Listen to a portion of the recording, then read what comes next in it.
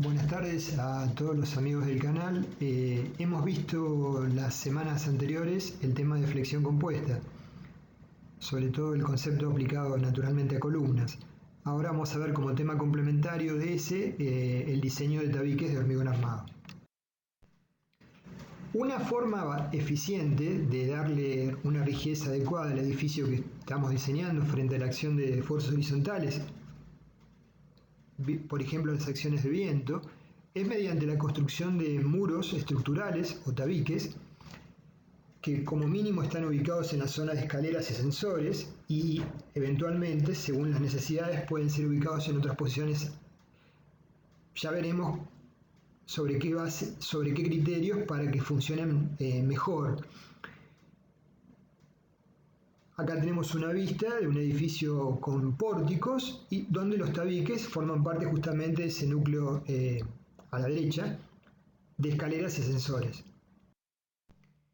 Normalmente los tabiques trabajan como ménsulas empotradas en la fundación y sobre este aspecto hay que remarcar, para cargas horizontales naturalmente, hay que remarcar que se requiere una fundación que constituye un empotramiento, ¿sí? O sea, una fundación adecuada para que le brinde al tabique ese empotramiento. Está sometido a esfuerzos de corte, momentos flectores y una carga normal generada por el peso propio de la estructura. Sería la situación más desfavorable. Los pórticos tienen una deformada diferente, entonces, por la interacción entre pórticos y tabiques en la estructura, anteriormente, hasta hace unos años, no era viable o no era tan sencillo armar modelos espaciales como hoy lo es. Entonces había métodos aproximados para evaluar la interacción entre pórticos que tenían ciertas condiciones de simetría y tabiques. Lo que se observa es que en los niveles inferiores el pórtico se apoya en el tabique y en los niveles superiores se vuelve más deformable el tabique que el pórtico, entonces hay una interacción inversa. El tabique se apoyaría, entre comillas, en los pórticos.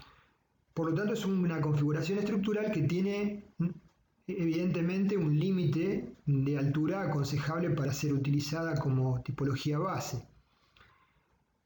La interacción hoy por hoy se puede estudiar mediante modelos con software y no hay que hacer hipótesis simplificativas, sino simplemente se toma el modelo espacial, como vamos a ver, y se analiza el comportamiento. En la medida que la esbeltez del tabique crece, la interacción se va acentuando. El tabique presenta un modo de formación que es flexional, como dijimos tipo ménsula, y los pórticos presentan un tipo de formación a corte, por lo que la deformación relativa de un piso, del piso 10 referida a la del piso inferior, la del 9, es proporcional a la fuerza total lateral aplicada por encima de ese nivel. Por estas situaciones que se produce lo que mencionamos recién, el desplazamiento relativo entre pisos es mayor en los niveles inferiores de los pórticos, que básicamente se apoyan en los tabiques.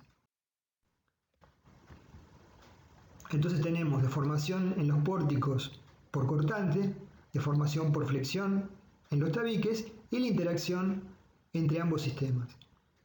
En un tabique esbelto, los desplazamientos relativos van a crecer en los niveles superiores por el tipo de formación por flexión que tienen.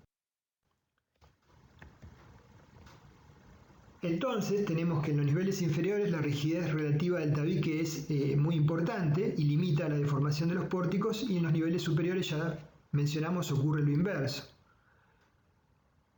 En conclusión, para que un sistema de tabiques por sí solo cumpla la función que debe tener, debe primero poseer una rigidez adecuada, el conjunto de tabiques, luego la disposición en planta debe ser adecuada y el esquema en general no superar los 20 pisos de altura de modo orientativo.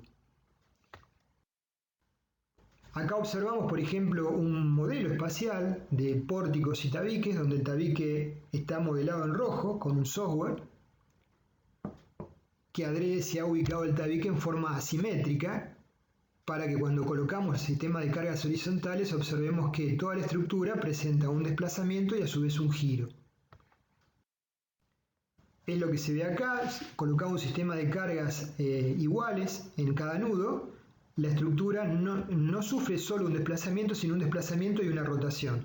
¿Por qué? Porque la resultante de las cargas horizontales no coincide con el centro de rigidez, que sería el punto, que por definición, si aplicamos la fuerza, la estructura solo sufre un desplazamiento paralelo a sí misma.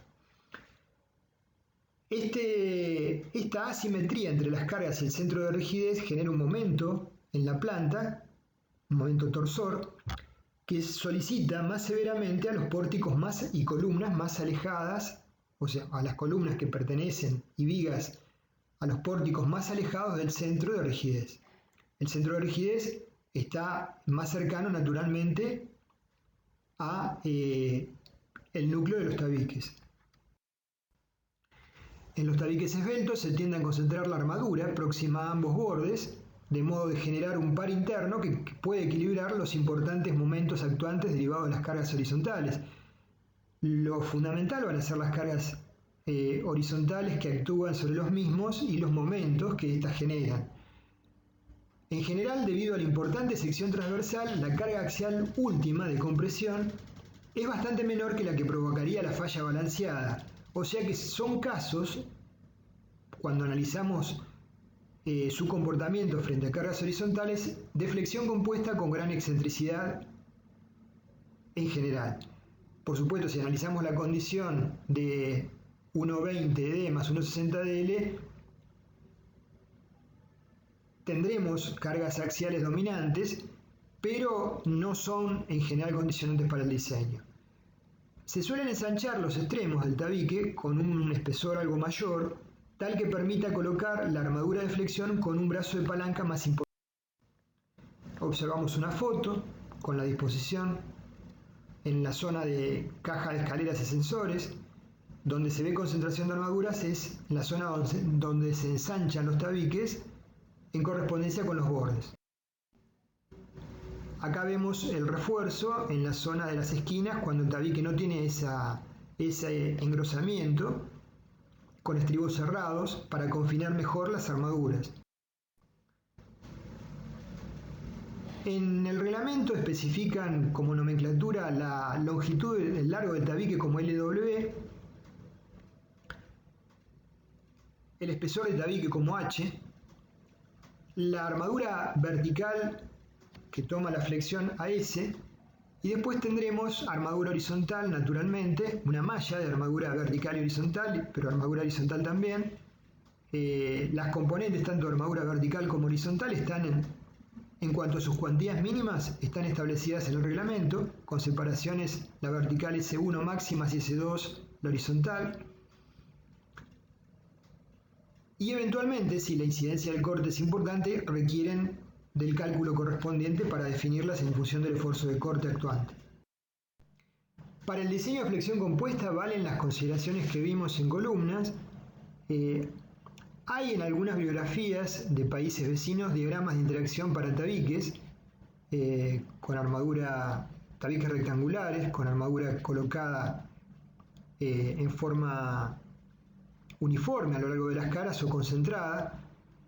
Nosotros vamos a plantear el método general de resolución en base a las ecuaciones de equilibrio y la descompatibilidad de deformaciones.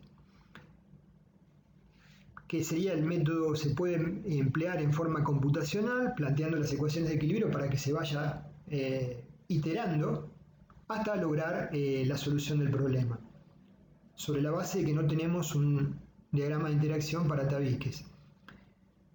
Ese programita lo podrán ustedes desarrollar fácilmente con algún mínimo dominio de programación. Acá tenemos, por ejemplo, el esquema de armado de un tabique sin refuerzos en las esquinas, donde se concentran 3 Fidel 20 sobre el extremo, 2 Fidel 20 en aledaño y 4 barras del 16 en cada uno de los extremos en forma simétrica porque el viento no incide sobre ambas caras. Y la malla en este caso es armadura del 10 cada 20 en la zona central, con estribos cerrados en los bordes y con gancho en la zona central. Entonces, en términos generales, podemos plantear las ecuaciones de compatibilidad planteando un diagrama de formaciones cualquiera, donde la deformación en el hormigón en la falla es del 3 por 1000, la profundidad del eje neutro va a ir variando, ¿sí? Y en función de la profundidad del eje neutro que fijemos y la deformación 3 por 1000 que está determinada, naturalmente vamos a encontrar las elongaciones en la armadura más traccionada, epsilon S1 y epsilon SI, hasta S4 o las capas que sean, y por otra parte las deformaciones correspondientes en la armadura comprimida. Planteamos la relación de triángulos, C es a E'C, como por ejemplo D sub T es a la suma de E'C más epsilon S, y en función de esa correlación podemos obtener las deformaciones específicas en las armaduras, en cualquiera de las armaduras, despejando de dicha ecuación. Una vez que tenemos la deformación específica de esa armadura, podemos obtener la tensión sobre esa armadura multiplicando el módulo de elasticidad del acero por la deformación. Naturalmente siempre será menor o igual que Fi. El problema se resuelve por iteraciones hasta lograr que coincida satisfactoriamente, por un lado, el cociente del m último sobre n último, que es la excentricidad última, con la resultante interna del diagrama que hemos planteado, E sub n, de la cual vamos a obtener, planteando las ecuaciones correspondientes, mn y nn, el momento nominal y el esfuerzo nominal. Naturalmente va a requerir de varias iteraciones hasta que lleguemos a la situación de que E sub n y E sub u, el dato de referencia es E sub u, coincidan aceptablemente, y esa será entonces la solución del problema. La variable es la profundidad del eje neutro C, donde la deformación específica en el hormigón es constante y 3 por 1000 según el reglamento. Entonces fijo un valor para la armadura extrema más traccionada, epsilon CI, es un criterio posible y con ello obtengo C. Otro criterio posible es directamente ir planteando diferentes valores de C sobre la base de prima C igual a 3 por 1000. Con ese valor de C obtengo la profundidad del bloque de compresiones A igual a beta 1 por C. La resultante C sub C es 0,85 F'C B por A. En esto es totalmente igual a lo que vimos para una columna rectangular. Pn va a ser igual, esto es un poco más extenso, a C sub C, la resultante de compresión sobre el hormigón, más la sumatoria de las resultantes en las fuercitas de las armaduras ubicadas en la zona comprimida, F'SI por ASI, menos la sumatoria de las resultantes de las fuerzas sobre la armadura traccionada. El momento nominal va a ser igual a cada una de las fuerzas por su brazo de palanca, tomado respecto del baricentro del tabique. MNSC por LW sobre 2 menos A sobre 2, y así tendremos una sumatoria de fuerzas en las armaduras comprimidas en las distintas capas por sus brazos correspondientes de palanca, y por otro lado la sumatoria de fuerzas en las armaduras traccionadas por su correspondiente brazo de palanca. Por eso puse genéricamente SI a SI y la LW menos sobre 2 menos I sub I. Es genérico porque hay varias capas de armadura. Uno puede decir, bueno, considero la concentración de armadura extremo y omito considerar las armaduras en las caras internas que tienen un diámetro menor y tienen una deformación específica menor, tanto tracción como compresión. Se puede hacer tranquilamente y se acota un poco la cantidad de fuerzas que estamos trabajando y se reduce un poquito la ecuación, pero no presenta una gran complejidad. Entonces tenemos Mn y tenemos Pn o N, tenemos la excentricidad E sub n, que resulta de la posición del eje neutro que supuse C. Ahora la comparo con E sub último, M último sobre P último. Si son semejantes, entonces tengo la solución del problema. Si no lo son, naturalmente tendré que volver a iterar. Como disposiciones constructivas, según el CIRSOC 201-2005, concordante con el ACID 318-2005, establece cuantías mínimas de armadura vertical con diferentes valores si las barras son de 16 milímetros o menores o mayores de 16 milímetros para acero FI mayor que 420 megapascales, lo usual es acero en nuestro ámbito, acero ADN 420, y también establece cuantías de armadura mínimas horizontales, o sea, hay que colocar una malla naturalmente, con igual criterio, para diámetros de barras menores que 16 milímetros o mayores. Siempre cuando las barras son menores o iguales que 16 milímetros, la cantidad requerida vertical o horizontal se reduce. No importan los valores porque eso lo van a ver ustedes cuando consulten el reglamento, cuando vayan a ejecutar un proyecto. La separación de las armaduras verticales y horizontales, según el artículo 765 del 201-2005, es menor o igual que 2,5 veces el espesor del tabique, 25 veces el diámetro de la barra longitudinal de menor diámetro o menor o igual que 30 centímetros. Con respecto a la armadura vertical, no necesita estar encerrada por estribos horizontales cerrados cuando la totalidad de esa armadura sea menor que 0,01 de AG o no se requiera como armadura de compresión. También hay un comentario respecto de la armadura mínima exigida a colocar en zona de aberturas de puertas y ventanas, que usualmente hay en los tabiques. Se colocan cuando mínimo dos barras de 16 milímetros en los bordes o aberturas, que se deben prolongar más allá de las esquinas una longitud igual a la longitud de anclaje, que ya vimos cómo calcularla en barras, o 60 centímetros. Esto a falta de un análisis más preciso. Si las dimensiones del hueco son mayores, habrá que hacer un análisis más ajustado que esto. Para analizar la posible situación de pandeo normal al espesor en el plano más débil del tabique, podemos en principio hacer el análisis de la carga axil bajo el supuesto de que está centrada con el eje, PN, H sería el espesor, la resistencia de la sección en tal caso sin excentricidad ni considerando efectos de segundo orden sería la expresión que ya hemos visto de columnas a compresión simple, 0,85 de F'C por H por LW. H es el espesor, LW es la longitud. Acá no está incorporada el concepto de excentricidad accidental. Si asumimos una excentricidad máxima igual al borde del núcleo central, o sea, ubicada en H sobre 6, donde H es el espesor, es una situación equivalente colocar la carga centrada sobre un área reducida igual a 2/3 de H. En tal caso, con excentricidad pero sin considerar el pandeo, quedaría que la expresión de la carga nominal es 0,85 de F'C por ahora no H sino 2/3 de H por la longitud LW. 2/3 por 0,85 nos da esa constante 0,567 por F'C por H por LW, sería la expresión considerando excentricidad sin evaluar los fenómenos de segundo orden. Si evaluamos los fenómenos de segundo orden, incorporamos el factor de amplificación igual a 1 menos K por LC, si LC es la altura del tabique, K es el factor que considera las condiciones de borde del tabique.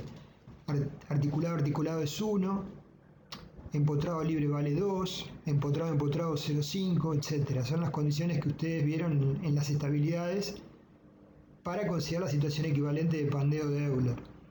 Entonces, el término 0,55, redondeándolo por F'C por H por LW, es H por LW es la sección de hormigón y el otro es la tensión, sería la resistencia, multiplicada por el término entre corchetes que tiene que ver con la inestabilidad, la condición de equilibrio.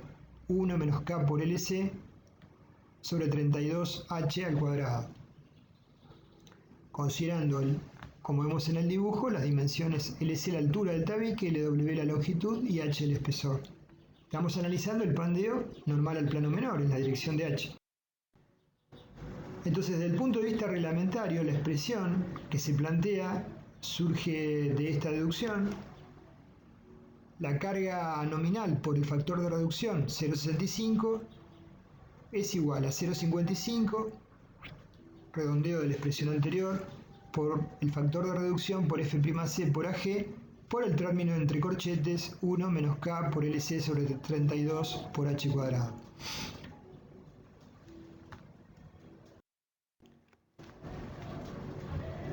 Para poder utilizar esta expresión se deben cumplir ciertos requisitos, ¿sí? Porque es un método aproximado empírico para elementos macizos de sección rectangular. Se debe cumplir que P último sea menor que phi por Pn y que la resultante de todas las cargas mayoradas esté ubicado, como dijimos, dentro del tercio central del espesor total del tabique. Es decir, que si hay momentos en el plano débil del tabique, la excentricidad resultante del cociente de los momentos sobre la carga no salga de un tercio del valor del espesor. En función de eso surge la expresión que vimos. El factor K, como dijimos, tiene que ver con las condiciones de restricción del tabique en el nivel superior e inferior. Si es articulado en ambos extremos es 1. Si los tabiques no están arrastrados contra desplazamiento lateral en esa dirección, vale 2. Para los tabiques en general, a pesar de estar solicitados por fuerzas axiales importantes, los arrastramientos laterales que les confieren las losas macizas de entrepisos actuarían como soportes laterales, ¿sí? Entonces, no sería en general necesario para losas macizas considerar el factor de 2. Entonces, básicamente estas son el planteo que hemos hecho. El espesor mínimo para utilizar el método empírico H debe ser igual a 1 sobre 25 de la altura o la longitud del tabique, o sea, H mayor que la longitud sobre 25, que la altura sobre 25, mayor que 10 centímetros, donde vemos la variable LC es, como dijimos, la altura de piso. Para tabiques o muros de submuración, H debe ser mayor o igual que 20 centímetros. Esta condición, que H sea mayor o igual que 10 centímetros, fue revisada porque podía arrojar, imagínense un tabique con una planta tipo de 3,20 metros y que alguien decida adoptar 12 centímetros de espesor. Naturalmente es un tabique en ese plano muy esbelto, ¿sí? Que puede tener tendencia al pandeo. Si bien no vamos a ver el tema de diseño al corte porque todavía no lo hemos evaluado en vigas, como comentario nada más, en caso de que el esfuerzo mayorado BU sea menor que el factor de reducción por el esfuerzo de corte BC, que lo plantearemos cuando veamos el tema específicamente corte en tabiques, sobre 2, o sea, cuando el esfuerzo mayorado de corte sea reducido, lo mismo hay que disponer una armadura mínima en forma de malla estipulada en el reglamento. Si no lo es, hay que calcular la armadura correspondiente de corte según la expresión BS que ustedes ven, que ampliaremos en un futuro. Con respecto a las separaciones máximas de las armaduras, tanto en horizontal como en vertical, tienen valores S2 menor que la longitud del tabique sobre 5, 3H o 50 centímetros. S2 sería la distancia entre dos capas horizontales de armadura sucesiva, lo que sería el equivalente al estribo en una columna. Yo diría que son valores, me atrevo a decir, muy grandes, que uno, si los adopta en el diseño, dentro de esos límites va a ver que se ven feos. Y supongamos que la armadura central del tabique sea barras de 12 milímetros. Hay que pensar también que si en alguna situación de carga está fuertemente comprimido, esa armadura horizontal va a restringir el pandeo lateral, como vimos en columnas, si cumple ciertos requisitos. Entonces, si está excesivamente distanciada, no va a cumplir con esa función. Así que sería cauto con eso y tomaría valores sensiblemente menores a los máximos que establece el reglamento, independientemente de que el esfuerzo de corte sea reducido. Con respecto a la cuantía mínima horizontal, ρh debe ser mayor que 0,025 del ancho del tabique por la longitud, B por L, y la armadura vertical ρ sub n, la cuantía, tiene esas dos expresiones, en el cual una de ellas depende de la cuantía de la armadura horizontal y en la segunda tiene un valor fijo. S2 entonces es la separación entre capas horizontales de armadura y S1 la separación entre barras longitudinales de la armadura. La separación máxima S1 también es bastante generosa, 1/3 de la longitud del tabique, 3 anchos, 50 centímetros. Bueno, respecto de estos sería distinto el criterio, ¿no? Porque sería armadura longitudinal tipo columna. Habrá que ver si eventualmente algún valor de estos no es razonable. Entonces, en todos los tabiques se coloca armadura de corte vertical y horizontal. Bueno, este es un pantallazo nada más para ir cerrando el tema de flexión compuesta que nos quedaba pendiente. Entonces, en un próximo video vamos a empezar a explorar el tema de pandeo, efectos de segundo orden. Gracias por su acompañamiento.